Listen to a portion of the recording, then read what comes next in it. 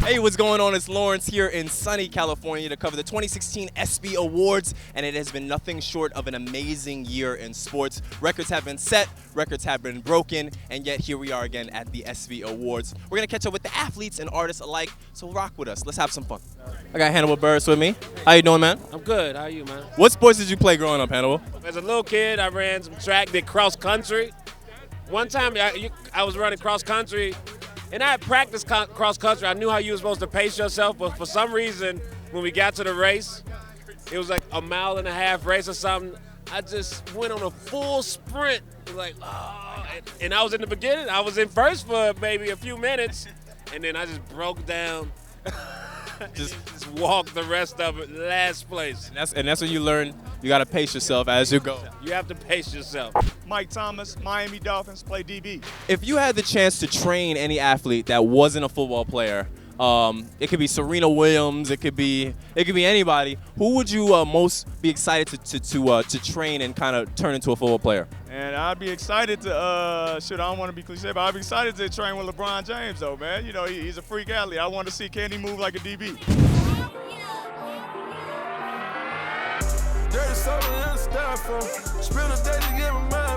You're kind of known for your pregame dances. What song are you playing in your head when you jug? So it's March Madness Future.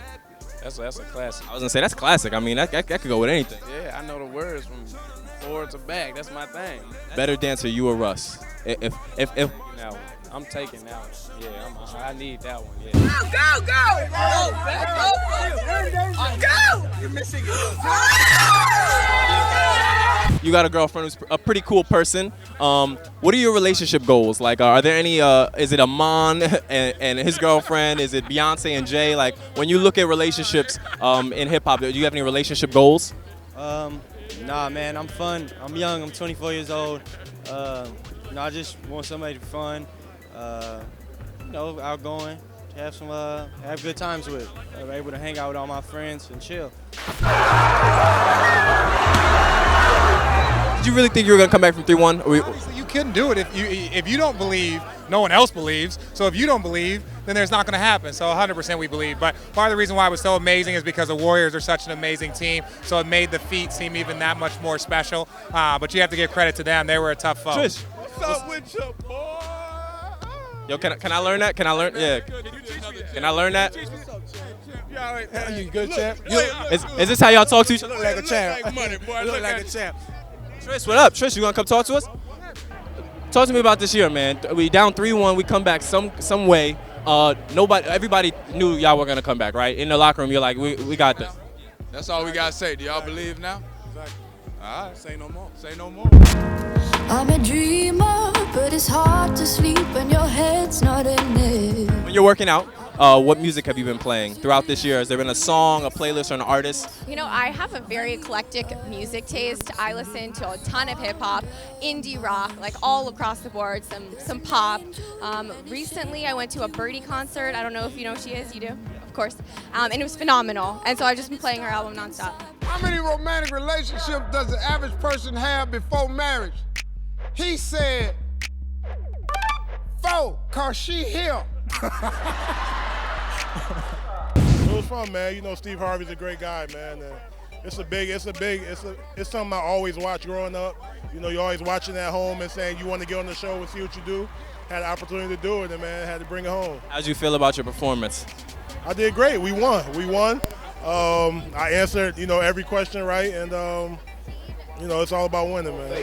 When I get out of boxing or when I'm through, I want to do all I can to help people. What's the best thing I can do? Get ready to meet God. Back in time, I lost track of time, rolling on the road. The time we are in America, what did Muhammad Ali mean?